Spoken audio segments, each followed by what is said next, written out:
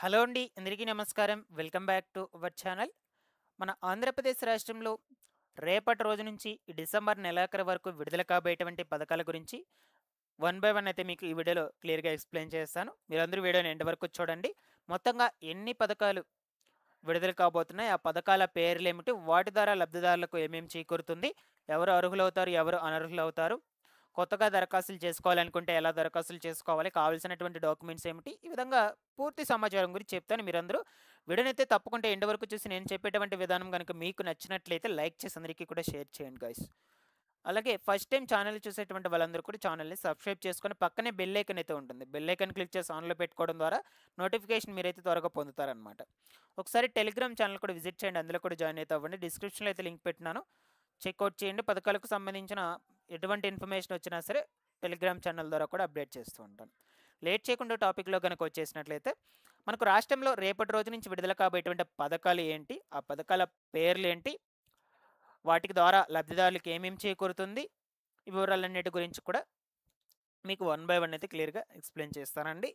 మొట్టమొదటిగా మనకు ప్రతి నెల 1వ తారీఖున వస్తుందంటే గుర్తుకొచ్చేది మ్యాక్సిమం రెండే రెండు: ఉచిత రేషన్ పంపిణీ అండ్ అలాగే సామాజిక భద్రతా పెన్షన్ల పంపిణీ.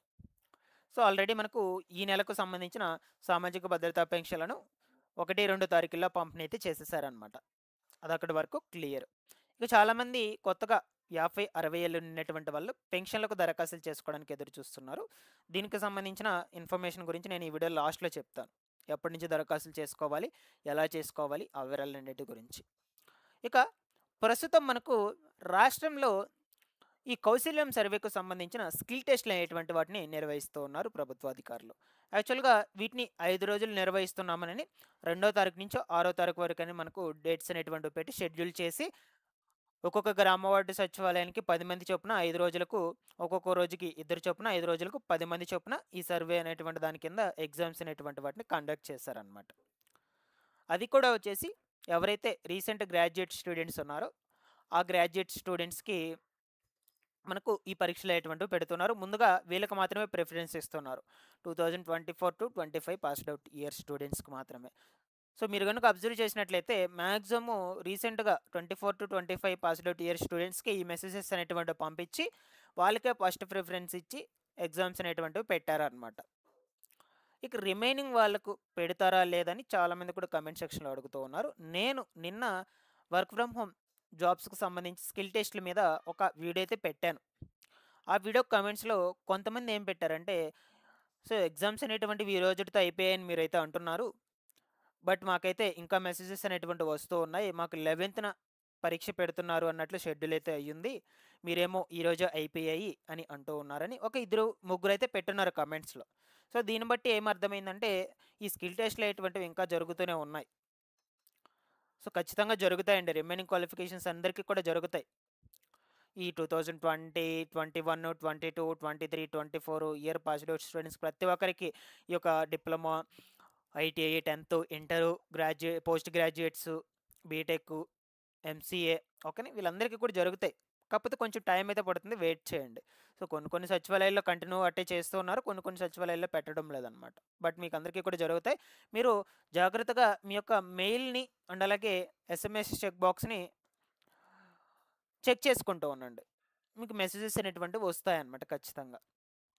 మీకు ఈ యొక్క టెస్ట్ అనేటువంటిది షెడ్యూల్ అయినట్లు ఖచ్చితంగా పంపిస్తారు, ఓకేనా. ఒకసారి చెక్అవుట్ చేసుకుంటూ ఉండండి. మీకు ఏమైనా డౌట్స్ ఉన్నా కూడా కామెంట్ సెక్షన్లో అడగండి. నేను ఆల్రెడీ ఈ యొక్క ఎగ్జామ్లో అడిగేటువంటి టాపిక్స్ ఏమిటి, క్వశ్చన్స్ ఏ విధంగా ఉంటాయి, రిలేటెడ్ క్వశ్చన్స్ ఏంటి, వాటికి ఆన్సర్స్ ఎలా పెట్టుకోవాలి, ఎలా క్యాలిక్యులేషన్స్ చేసుకోవాలి, ఈ వివరాలన్నిటి గురించి కూడా సపరేట్ వీడియో చేసి పెట్టున్నాను. మీకు కావాలనుకుంటే ఆ వీడియోని చూడండి. ఇక్కడ చూడొచ్చు మీరు, టాపిక్స్ కూడా ఉన్నాయి. మ్యాక్సిమం టెక్నికల్ పార్ట్ మీద arithmetic and reasoning, quantitative aptitude, technical రిలేటెడ్గా అడుగుతారు. కంప్యూటర్ నాలెడ్జ్ మీద, సైకోమెట్రిక్ మీద క్వశ్చన్స్ అయితే ఉంటాయి మీకు మ్యాక్సిమం. ఇది వచ్చేసి 45 మినిట్స్కి అయితే ఉంటుంది. అండ్ అలాగే కమ్యూనికేషన్ రౌండ్కి వచ్చేసి 15 మినిట్స్ టెస్ట్ అయితే ఉంటుందన్నమాట. మీకు మొత్తంగా 16 మినిట్స్ మీకు ఈ స్కిల్ టెస్ట్ అనేటువంటిది జరుగుతుంది. మీకు పూర్తి వివరాలు కావాలంటే సపరేట్ వీడియో చేస్తున్నాను, ఒకసారి చూడండి, క్లియర్గా అర్థమవుతుంది. ఇక ఇక్కడి వరకు క్లియర్. నెక్స్ట్ మనకు ఉచిత రేషన్ పంపిణీ అండి. ప్రతి నెల చేసే విధంగానే మనకు 1వ తారీఖు నుంచి 15వ తారీఖు వరకు ఉచిత రేషన్ పంపిణీ అయితే జరుగుతుంది. సో, ఈసారి మనకు కొన్ని జిల్లాల్లో ఈ రేషన్ పంపిణీల్లో మార్పులైతే జరిగాయన్నమాట. ఇక్కడ చూడొచ్చు. సో, మనకు ఏపీలో ఈ యొక్క రేషన్ పంపిణీలో బియ్యము, చక్కెరతో పాటుగా రాగులు, జొన్నలు కూడా రాష్ట్ర ప్రభుత్వం అందజేస్తుంది. రాయలసీమ జిల్లాల్లో ఏప్రిల్ నుంచే ఈ యొక్క రాగులు, జొన్నలను పంపిణీ చేస్తూ ఉండగా, ఈ నెల నుంచి ఉత్తర కోస్తాలో ప్రారంభించారని చెప్తూ ఉన్నారు. పలు జిల్లాల్లో రాగులు, ఇంకొన్ని చోట్ల జొన్నలు అందజేస్తుంది. 20 కేజీలు రేషన్ తీసుకునే కుటుంబానికి గరిష్టంగా 3 కేజీల వరకు రాగులు, జొన్నలు, 17 కేజీలు బియ్యం అందిస్తుందన్నమాట. ఓకేనా? అంటే ఈ 20 కేజీల్లో మనకు 3 కేజీలని లెస్ చేసుకొని 17 కేజీల బియ్యము, 3 కేజీల వరకు రాగులు, జొన్నలు అయితే అందజేస్తూ ఉన్నారు. ఓకేనా? కాగా టీడీపీ ప్రభుత్వం గతంలోనూ రాగులు, రాగి పిండిని పంపిణీ చేసిందని మనకు ఈ విధంగా అప్డేట్ అయితే వచ్చింది. మనకు ఈ యొక్క ఉత్తర కోస్తా జిల్లాలు ఏవైతే ఉన్నాయో వాటికి ఈ నెల నుంచి రాగులు, జొన్నలు అనేటువంటివి ఉచితంగా పంపిణీ చేస్తారు. అది కూడా మీకు ఇచ్చేటువంటి 20 కేజీల బియ్యంలో 3 కేజీల బియ్యాన్ని తగ్గించుకొని వాటినైతే పంపిణీ చేయడం అయితే జరుగుతుంది. సో, ప్రతి ఒక్కరు కూడా కలెక్ట్ చేసుకోండి. ఉత్తర జిల్లాల్లో ఎవరైతే ఉన్నారో ఉత్తర కోస్తాంధ్ర జిల్లాల్లో ప్రతి ఒక్కరు కూడా అబ్జర్వ్ చేసి ఈ యొక్క ఇన్ఫర్మేషన్ని తెలియనటువంటి వాళ్ళందరికీ కూడా షేర్ చేయండి. ఇక 15వ తారీఖు వరకు అయితే మనకు ఈ ఉచిత రేషన్ పంపిణీ అయితే జరుగుతుందండి. మీకు ఇంకా కొత్త స్మార్ట్ రేషన్ కార్డు అందుకుంటా ఉన్నట్లయితే మీరు కమెంట్ సెక్షన్లో అడగండి. నేను దాన్ని బట్టి సపరేట్ వీడియో చేయడానికైతే ప్రయత్నం చేస్తాను. ఇక నెక్స్ట్ వచ్చేసి ఏంటంటే, ఆంధ్రప్రదేశ్ రాష్ట్రంలో ఉన్నటువంటి రైతులకు ఇది ఒక బిగ్ అలర్ట్గా అయితే చెప్పుకోవచ్చు అనమాట.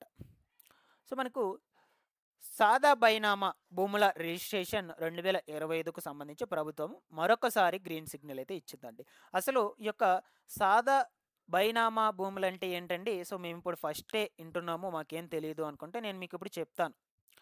సాదా బైమానా భూములు అంటే సాధారణంగా భూమిపైన ఎటువంటి నిర్మాణాలు లేకుండా సాగు చేయడానికి అనుకూలంగా గుండ్రంగా లేదా సమతలంగా ఉన్నటువంటి భూములని అర్థం అన్నమాట. ఈ యొక్క సాదా బైనామా భూములంటే. సో, మనకు నార్మల్‌గా మీరు ఈ వ్యవసాయం చేస్తారు కదా! ఆ భూములని అనుకోండి. మీకు అర్థమయ్యే విధంగా చెప్పాలి అనుకుంటే. సో, ఆ యొక్క భూముల రిజిస్ట్రేషన్‌కు మరొకసారి ప్రభుత్వం గ్రీన్ సిగ్నల్ అయితే కల్పించింది. సో, మనకు ఈ యొక్క స్టాంప్ డ్యూటీ ఫ్రీ అండ్ అలాగే రిజిస్ట్రేషన్ ఛార్జెస్ కూడా ఫ్రీ అన్నమాట.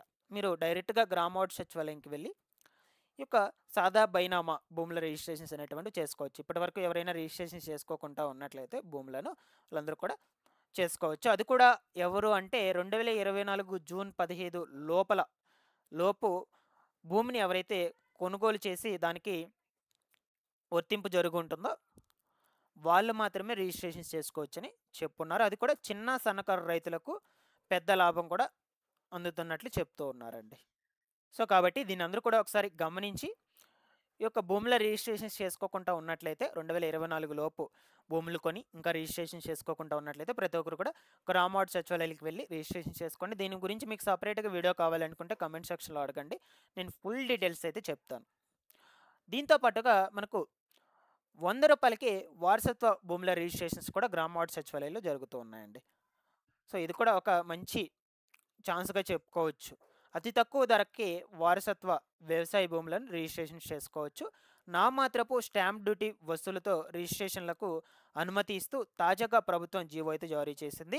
సబ్ రిజిస్టర్ కార్యాలయం నిర్ధారించిన మార్కెట్ విలువ 10 లక్షల లోపు ఉంటే దానికి రూ. 100, దానికంటే ఎక్కువ అయితే రూ. 1000 స్టాంప్ డ్యూటీ వసూలు చేస్తారని చెప్పడం జరిగింది. భూ యాజమాని మరణించిన తరువాత వారసులకు సంక్రమించిన ఆస్తులనే ఈ యొక్క రాయితీ కింద అందజేస్తామని చెప్పారండి. సో, ఈ యొక్క వారసత్వ భూములు అంటే ఆల్రెడీ మీ యొక్క భూమి వచ్చేసి మీ తాత ముత్తాతల పేరు మీద కావచ్చు, మీ యొక్క నాన్నల మీద మీ యొక్క ఫాదర్స్ మీద కావచ్చు. ఓకేనా?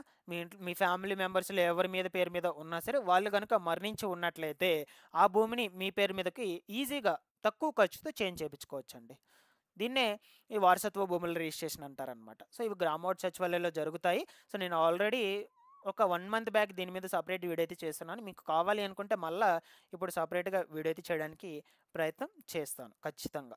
ఓకేనా? తక్కువ ఛార్జెస్తోనే మీకు ఈ యొక్క రిజిస్ట్రేషన్స్ అనేటువంటివి జరుగుతూ ఉన్నాయి. సో, ఇక ఫైనల్‌గా వచ్చేసి 50 ఏళ్ల 60 ఏళ్ల కొత్త పెన్షన్ల కోసం చాలామంది ఎదురు చూస్తున్నారు కాబట్టి వీటికి ఈ నెలాఖరు నుంచి ఖచ్చితంగా దరఖాస్తులు అనేటువంటివి జరుగుతాయండి. పెన్షన్ల కోసం చాలామంది ఎదురు చూస్తూ ఉన్నారు. డిజబిలిటీ పెన్షన్స్, మెడికల్ పెన్షన్స్ చేసుకునేటువంటి వాళ్ళందరూ కూడా. సో నేను ఆల్రెడీ సెపరేట్ వీడియో చేస్తున్నాను, మన ఛానల్లో అప్లోడ్ చేస్తున్నాను. మీకు కావాలనుకుంటే ఒకసారి చెక్అవుట్ చేసేయండి. ఇక ముందు రోజుల్లో అప్డేట్స్ కూడా ఇస్తూ ఉంటాను. ఛానల్ని తప్పకుండా సబ్స్క్రైబ్ చేసుకునేసి రెగ్యులర్గా పెట్టేటువంటి వీడియోస్ని ఫాలో అప్ చేస్తున్నాను. Guys, thanks for watching this one.